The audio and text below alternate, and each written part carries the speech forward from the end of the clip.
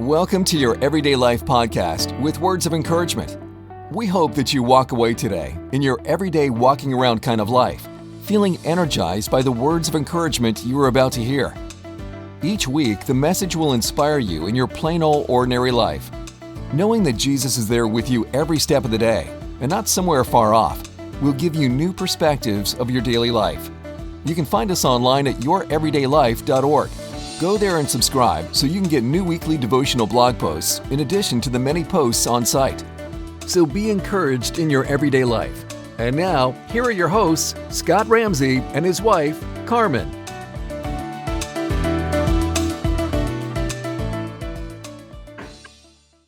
Well, hey, everybody. Hey, Carmen. Hey, look who we have with us today. I know. This is our first podcast, so welcome, everybody. And we have here at our first podcast the most special people in our lives that we get the opportunity to have on our show with us, Keith and Bridget Gaddis. Welcome, you two. Hey, good to see you. Thank you for having us. This is a great honor. Yeah, well, you know what? We're used to having virtual coffee together, right? Yep. So this isn't any different, right? We're having our virtual coffee, or maybe it's our water tonight. True. There you go. Our first podcast. So yeah, cheers, everybody, right? So let me introduce everybody to Keith and Bridget. So first of all, Keith, I just wanted to say, I know you mentioned that you're approaching your 50th anniversary in your marriage together, right? So obviously, Keith, I have to ask you this. Did you marry up? All men marry up, of which I am not the exception. Well, that hesitation, you scared me there for a second. No. Most Definitely. definitely. I absolutely did. Just like you did with Carmen. Absolutely. And as I not only look at Bridget, but just knowing Bridget now and the time that Carmen and I've got to know her, that is absolutely true. You have definitely married up. So this is Keith Gaddis. And Keith, a lot of people hear me write about you, Keith, when they hear me talk about my mentor. And sometimes I mention your name. Sometimes I just say my mentor. So a lot of people have asked me and even said, I would love to meet your mentor someday. So here's that opportunity for them to meet you. This is my mentor, Dr. Keith Gaddis. And so that's an honor for us to have you on our first podcast, just due to that alone. And so Keith has served on staff with two different churches as worship pastor and counselor. He's worked in radio and television. He's a licensed marriage family therapist and licensed clinical addictions counselor. And you've done that for 40 years now? Is that right? Yeah. Started back in early 80s. Okay. And I'm not done yet. This is an amazing man. He has two masters. Yeah, he has two master's degrees of divinity from Asbury, and also master's in counseling psychology. Did I say that right? Yeah. And then on top of that, this guy has more degrees than a Fahrenheit thermometer, right? A doctorate in worship theology and spiritual formation. Wow. And then, even more important than all of that, mentor of Scott Ramsey.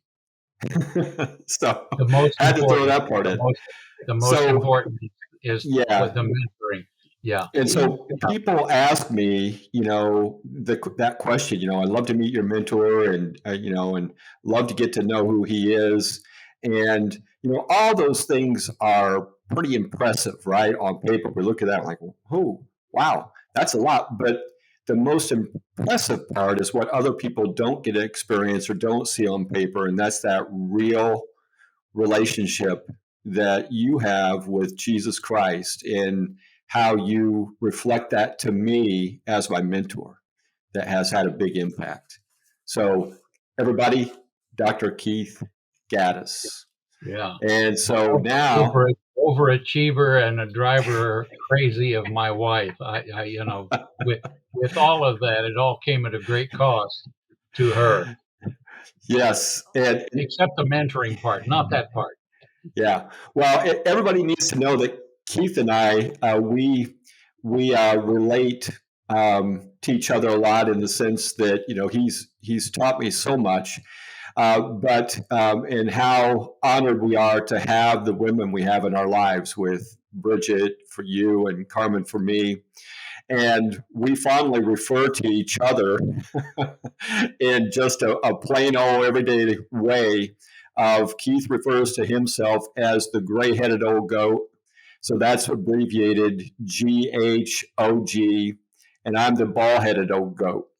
That's right. BHOG.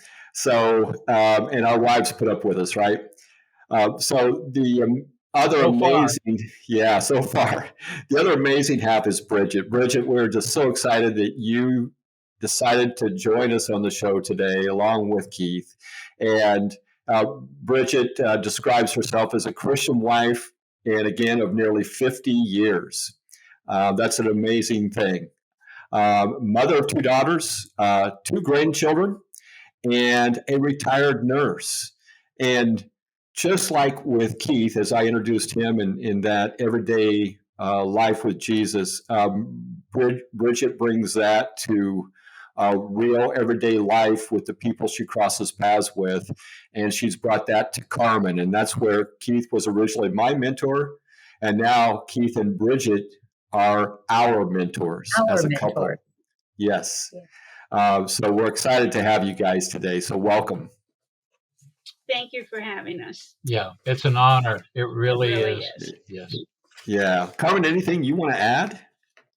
No, I think you covered all of it. I know that that's a lot to cover. Just to get out of the way. Like, I'm a little nervous. This is our first one, but it's all good. Yeah, I feel so blessed just by the fact that we get to have you guys, and you guys get to be the first ones to, go through this like with us for the first time. So I'm really excited about that. Yeah, no doubt. Yes. Yeah, and Carmen, you know that as we introduced both you, Keith, and Bridget just now, that was only a little drop in the bucket. There's so much more. So we're just so blessed and honored to have you two in our lives. So let's take everybody back to, as they're listening to this and knowing the role and the relationship we have as two couples. How did we first meet, Keith? How did that take place? Where did it take place? How long ago? You remember that story? Approximately, but I think it was around 1990, 91. You were a campus life director, and I was on staff at Maryland Church as the worship pastor and their counselor. And our paths crossed there at Maryland back then. And you and I had some long discussions together, and the relationship started there and continued on. Yeah, and Keith is being very polite and confidential right now by saying it that way. That was a point in my life where I was going through some really tough situations.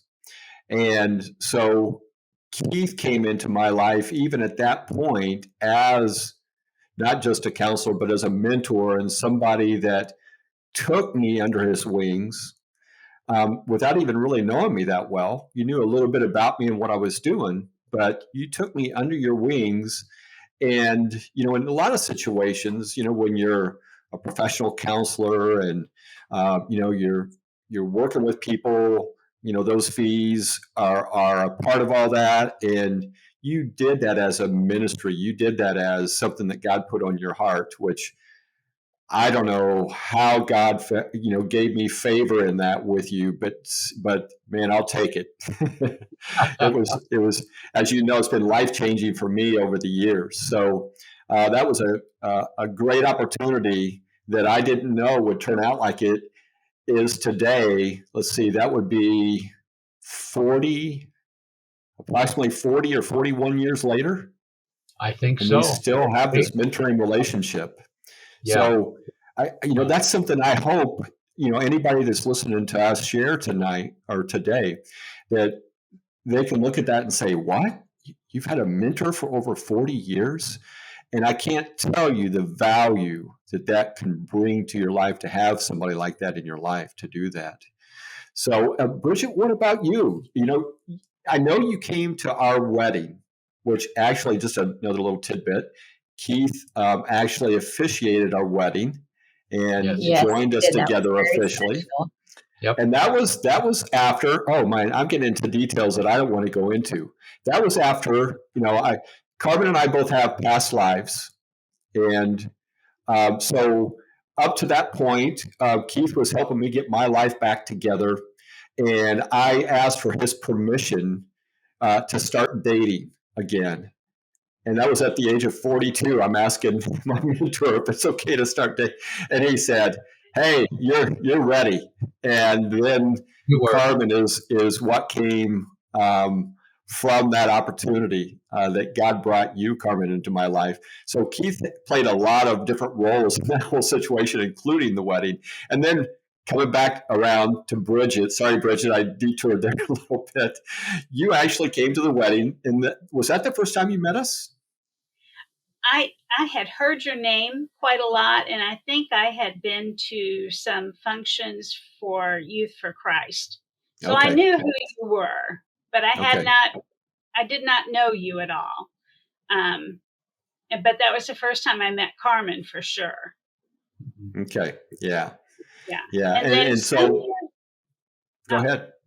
Some years later, Keith came home and said, Scott and Carmen would like to meet us for coffee. And I said, oh, okay. And you said you'd heard so much about me from him that you wanted to meet me. And I thought, oh my goodness, what has he said? Yeah, I could remember how long between the wedding and because it seemed like it was quite a few years before we actually connected and got to hang out and have coffee and develop our relationship. Yeah. Yeah. We ran into each other off and on through your business. Yes. And through, I think, Scott, you and I talking.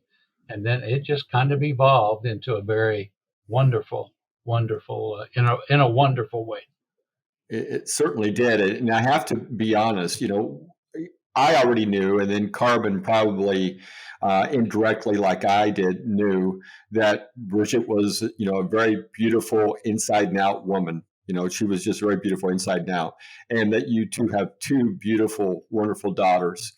And so I already knew that part, but then Keith started talking about this wife of his named Bridget and how she was kind of ornery and liked to play jokes and do pranks and stuff. And then that's when I knew, okay, we need to get to know this woman. That's true. That's true. Yeah. Oh, yeah. April 1st is not a good day around our house. Oh, it's one of the best days around our house. That's awesome. I don't sleep well the night before. Yep. Oh, I think I heard that your granddaughter gets involved in that too, that maybe her Gigi gets her to help out. She loves to do pranks. Yeah. That is so awesome. Get pranked, but she likes to do pranks, I think. Yes. Well, so we started having coffee together, and then we moved to Florida, and we still have virtual coffee together, not often enough, but we do. And we probably are due for another one after this podcast. But so tell us briefly, because what this is about is your everyday life with Jesus. What does that look like? But where did that relationship, if you could just share in a minute or two, just how that started? Bridget, how did that start with you? Well, I started my relationship with Jesus as a small child, and I have trouble talking about it. But in Sunday school, and it was a big thing for me. And I think I told you it meant that I had to be nice to my siblings, and it meant that I had to give up saying bad words. And I grew up in a household that said a lot of bad words. Okay. Yeah. So it was a massive change for me, even as a small child. She was Okay. she was I five thought years old. 5 years old. I thought that was amazing because I don't know how many people would really understand or draw at 5 draw that connection. And it meant that, to have your walk with God, that you had to stop doing certain things or changing certain worldly ways, and I thought, I'm sorry, it made me giggle when you're like, I have to be nice to my 10 siblings and stop saying that. Yeah. All 10 of them. Yeah, that's a list. So Bridget, so that happened at 5, and you started that walk with Jesus. But was there a point where was it at that point, or was there a point later where that relationship really became real? Like, wait a minute, this is an everyday thing. I had to grow into that relationship. Mm-hmm. And I was very haphazard for a lot of years. I would try to study and learn, and I was a regular church attender. I often would attend Bible studies and things, and all of that was good. But at one point, I realized that Lent should be more than giving up chocolate. Ah. And that's when I got serious. Okay. And do you recall about what age that was? Oh yeah, I was a working mother at that time. Okay. Okay. Probably. Wow. I'm not sure my girls were out of high school yet. Okay. No, I don't. Right. They won't. The girls were in high school, and so we're talking, 15, 18 years ago you did that, maybe. It was a huge step in my maturing process.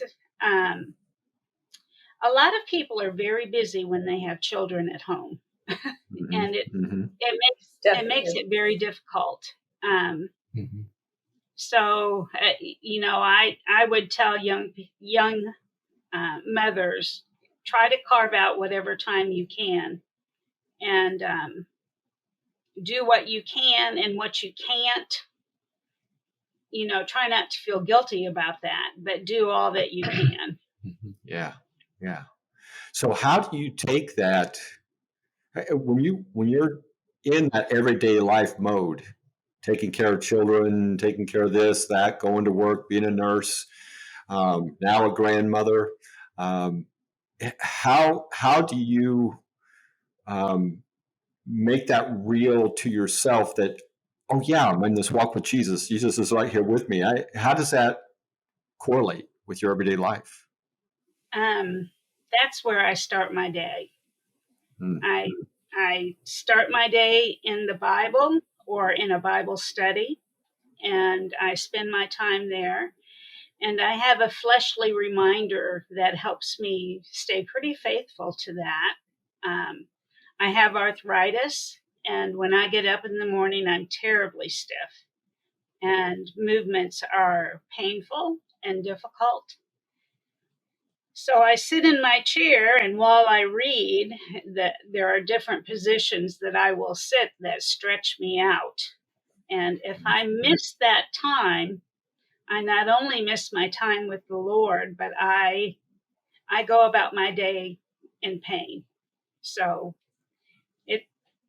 it's a functional reminder for me. Built-in alarm. Yeah. Wow. And I think about you being in the Word, and it just, that makes it real to me, and I hope to other people, in the sense that, Jesus is the living Word, and that you're bringing that directly into your life, that relationship with Him every morning, and starting your day off with the right person, your Lord and Savior, in the right way. So that I think of it like this, because this is what Carmen and I see when we look at you. It's almost like, if this becomes too pixelated, it almost looks like you look like Jesus because you're such a reflection. And I mean that in a sense that you're such a reflection of Him. And so what people don't realize is, everybody has a story, right? And to see you and the reflection you are of Him today, is nothing like what you were before you started that walk with him, and how he transforms our lives like that. That's so amazing. And I know for some people that is a fast transformation. For me, it's been a lifetime journey, but I wouldn't trade it. Yes. It's It the same is. for me too, Bridget. Really, it's not been anything that just clicked. I have to work at it and continue to grow in it. Mhm. Yeah, certainly. I think we all do. Yeah. Keith, where did it start for you? The first time you met Jesus, what happened? Oh, Where were you? I was really first time I met Jesus or knew about. I mean, I grew up. My mom made us go to church every Sunday. And I mean, it was a bad day if we slept in or something, and she went to church and we weren't there. And I mean, it really was. And I grew up with that. But at the same time, the good that came out of that was that I was exposed to the church. And then we had a pastor come in, he and his family. And that's the first time I really encountered Jesus. Um, he was a man's man, and he really he just drew me. He and his family, and I ended up doing music then in the church with them, and got to know him. And then that's where, and it's during that time when I was 21 years old when I accepted Christ. Yeah. And was it like at that point, like Bridget said, for some people it's fast. Was that an immediate transformation? Like Jesus was just so real for you from that point on the rest of your life, or was there a journey in that growth of that relationship where it just continued to become more real down the road? Yeah, it was growth. Oh yeah, I was immature as all get out, and it I mean I really was, but at the same time there was a core within me that at school where I was at Eastern Illinois University, some people made some comments about the fact that I mean there come a point where one guy said, I have to cuss twice as much now because to make up for you, and because of the changes, because I just quit doing that. Yeah. You Okay. too? Yeah. You too? Yeah. Me too. But yeah, and but it's been a long process. And let me hitchhike on what Bridget said. Okay. When she at that Lenten season, when she decided that 5:30 every morning she was going to get up, I was on staff at a church, and my private life of studying and reading was non-existent. It was not there. I mean, I went through all the motions. I could say all the right words and everything else. And so by her doing that, that convicted me after watching that. And I decided, because she started it and she never stopped. I mean, there wasn't any wavering. And so then I started getting into it. And then I would start and stop, do the stuff the typical way I do things. And but she was still there and she's the one that really turned the corner on me getting up and starting that at 5:30 in the morning, and then that changed a little bit over the years. But her discipline is what got me, even as a professional churchman. Wow. Yeah. Yeah. You certainly married up, and that's a good thing. That's a good thing. And you know what? It's hard for even me to imagine, as long as I've known you two, and mainly you, Keith, going back to 1990 and 91, with you not doing that, because that's how Carmen and I know you two. I mean, for other people that are listening in, whenever we go back to Terre Haute, their home is our home. They open it up. They have a bedroom for us. they feed us. They just treat us like Christ would. I mean, it's just an amazing thing. And I have no idea where I was going with that, Well, but, Dave, it's I a had good the thing. privilege. I had What's the that? privilege. I had the Yeah. privilege of getting to stay with Keith and Bridget when I was in town for business. And I watched and saw Bridget up every morning and sitting there. I knew when I got up that because I wasn't up early, but I knew when I got up that Bridget would be in there, and then Keith was in there as well, and they'd be studying. And it was good for me to see that dedication to getting into the word and just, knowing him and diving in. So, and they do like to be there. God says he loved us first, so we should love others. Keith and Bridget epitomize that. Like I was so loved. I feel so loved from afar anyway, but to be there in their house and just it was a blessing, and it was really That went both amazing. ways. Yes. That went both ways, Carmen. We love to have you here. Yeah, I heard that I didn't hear them saying that to me, Carmen. Well, you were here for that time. I had to throw that out there for you too. I think like that. So, hey, so I want to bring this back around to mentoring because that's how you've been a great reflection of Jesus to me and Carmen, the two of you. So there's lots of folks out there that they don't they are in this time of life, maybe right now, maybe somebody listening to this podcast right now on their own, and few of those people have mentors when they're out there on their own, and so it can get pretty lonely. They don't have anybody to encourage them and lift them up. That's what to me blessing means, is to lift somebody up. You're a blessing to them, and that's what certainly we want to do with Jesus, is lift him up. And that's what you guys have done for us. So what would you have to say to other people out there that have an opportunity to mentor or lift others up? That have the opportunity to? Yeah, when you see where Carmen and I, where we were, and you two enter into our lives, and you literally lift us up to where we are now, as we watch you and model that and take in things and learn and grow, that has an impact. So how does somebody that's on that lonely road, how do they find somebody like you two? How do they find a mentor? That's a great question. I don't know that. I think it would be, if I was looking for, if I'm just going now, if I was to start today to look, I think first of all, I'd be praying, because one of the things that God has done with me over the years, because I really didn't, I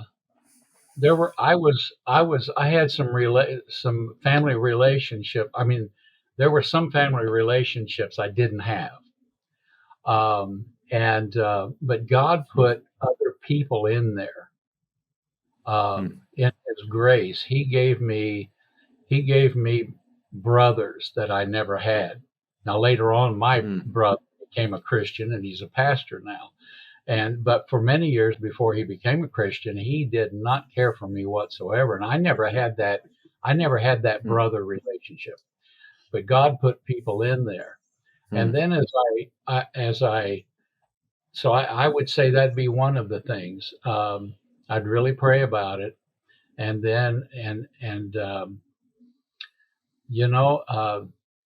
what would I say? What would I say to someone? And then search out. I think I would search out men, but it's kind of like, Lord, today as I'm going about my day, give me a divine connection with someone you want me to grow in emotional intimacy with. Bring somebody in. I mean, we have people that we pray for we do have people in our family that they are lonely, and we pray for them to have a godly, kindred spirit come into their life. we pray for them every single day, morning and night, for them to have that, because we know one day they will have someone. God will bring that unity. God will bring that person into their life. And it will be a divine connection. It will be kindred spirit. And it will be one that says, you're safe. I feel safe with you. I can trust you. I don't have to worry about you being unsafe. And what I say to you won't come back around the corner and meet me on another day somewhere else, and things like that. Is that kind of does that make sense?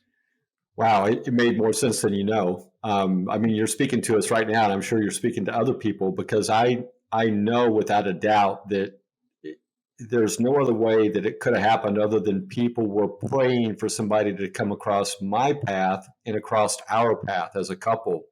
Mm-hmm. If you hadn't come across my path, and there were others along the way as well, I can't tell you. It'd be kind of scary to say where I would be right now. and I think a lot of people realize that and understand that. And so to pray, not just for that, if you're in that situation, but if you see people in that situation, to be praying for them Yes. for that divine appointment, that divine crossing, Yes. as you described it, is so important. Yeah, so good information. May I say Oh, something? yeah, please. I'm sorry. I think too, besides as important as prayer is, I think you can also put feet to your prayers by putting yourself in a place where you will be in position to meet people who may fill that exact need that you have. Yeah. And you can find those people in a good church. You can find those people sometimes in your break room at church. I mean, at work. But sometimes you have to push yourself, and I'm one who has to push myself in social situations. But if you will attend a church, perhaps attend a Bible study and let people get to know you, that's a developmental step to gaining that sort of relationship that you feel like you want. Yeah.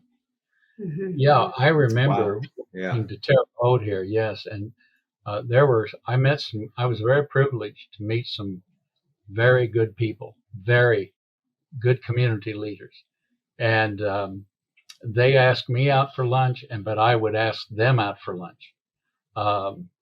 And I just knew I wanted to be around them, and I got to know people of great influence, but also godly people that to this day, one of 93, and he's still the guy. When I have something come up, I still call him. He's one of my first calls to say, would you pray? He and his wife. And it's been that way for 50 years or 45 years. Wow. Yeah. But yeah, so it is both. Yeah. But the other thing too, Scott, I want you to know that God gave me I've told you this many times, and I mean it. I have never once ever, it has never crossed my mind to ever doubt your character and your integrity. It's not even in my mind, and it never has been. That's how much I believe in you, and then of course in Carmen, obviously. But that's one of the things, that to be a mentor, which is a great honor to have you say that to us. But you guys make it easy. We just don't want to talk. I don't know about that. Yeah. I am not a mentor.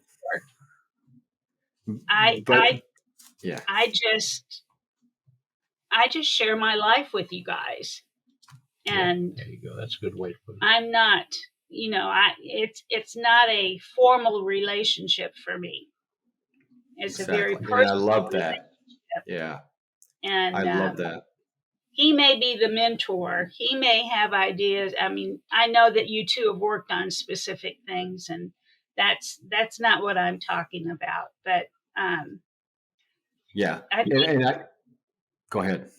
I think when you share lives with people, you are going to rub off on one another. And I learn from you, and you learn from us. Yes. And Yes. If that's mentoring, sign me up. There you go. Yes. And you know what? She did it so much better than I. She did, certainly. And I think that's the big takeaway for our time together. And let me just say, though, that it's important that you put yourself in that position.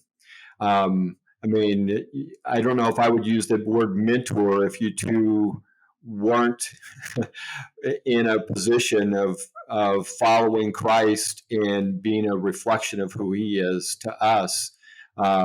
You'd be a role model, but I don't know what kind of role model that would be without you taking the time to put yourself in that position and in that relationship with Christ and reflect that to others like us. That means so much to other people beyond what you could put into words, as you're saying, Bridget. Call it what you want.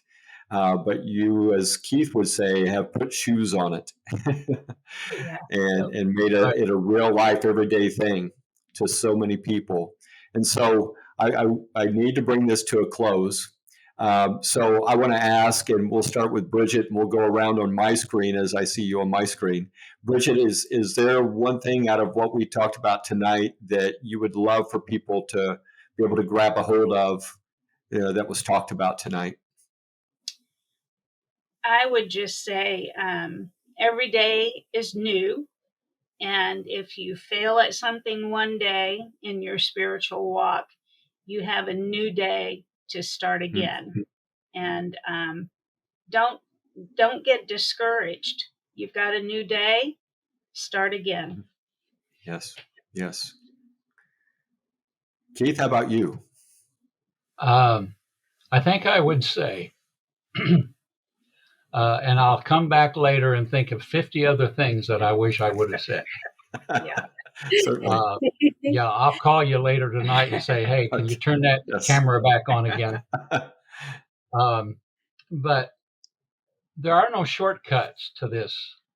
There are no silver bullets. There are not any magic verses in Scripture. There are no seminars you're going to attend. There are no specific conferences you're going to go to that are going to do the work of day in, day out, prayer, Bible study. And I'm not talking about Bible study where you read a story, you read a verse at the top of a page and there's a story and then there's a brief prayer and you put it down and that's it. Spiritual formation is far more than that. That is not cultural for us in this Western culture. But so it's different. But there are no magic bullets. It's a lifelong walk. And you start now and you build up this repository of knowledge, but of also inner workings with Christ, and you get to know him day in and day out. But that's the beauty of it, because it is a process. It's not going to someplace. I mean, we can get on highs, spiritual highs, but that's not where we live. That's not where life takes place, and that's not where our character is formed and solidified. It's solidified down in the valley. The day in, day out, shoe-wearing, practical Christianity. We measure our behaviors, our attitudes, our priorities, and our values by. Because what we worship will determine our values and our attitudes and our priorities and our behaviors. And that's a choice we have to make literally, not maybe some would say moment by moment. I mean, maybe that's the way it is. But don't look for a shortcut. That's not where the wealth and the gold is. Wow. So you just got a little taste just by what Bridget shared and by what Keith shared of what Carmen and I get on a regular basis, in the encouragement and the direction and growth that has come from our lives. Amazing stuff. It's real. And wow, thank you. I'd Carmen, like to, takeaway for yeah. you of what you gleaned from tonight? Speaking just to what Bridget had said, and Keith, in prayer always, we should talk to God. And I mean, I talk to him when I'm driving in the car in the most random places. But he also asks us to take action. So in seeking out a mentor or something, I completely agree with Bridget in that you have to put yourself out there. You have to try to surround yourselves by people, or surround yourself with people, who are walking that walk, who will model that for you. And I don't know that, and God's there. He's just asking you to move forward. He'll bring those people across your path. You just have to trust in that. And that's really the huge takeaway for me. Especially, I've lived it with Keith and Bridget. So yeah. Well, everybody, I do have to say this, Keith, before I close it up, that I think I hear another podcast coming. And because I think what I would love to do is for you and I to have a conversation, and these ladies are more than welcome to join us, but of some great things that I've gleaned from you that I use in my everyday life. And, I'm a business coach, and I do some blogging and some other things like that. And a lot of those things that I gleaned and that I use in that is what I gleaned from what you taught me and what you pointed me to. And so I would love to highlight some of that in a podcast sometime. I think that'd be pretty awesome because there's some good stuff there that people can grab onto. So everybody, this is a day in the life of Keith and Bridget, walking with Jesus. This is what you get. And until next time, stay focused on your everyday life with him as well. We'll see you. Thank you for joining us this week on Your Everyday Life podcast. We pray that you were encouraged. Make sure to visit our website at youreverydaylife.org, where you can subscribe and receive weekly devotional blogs from Scott.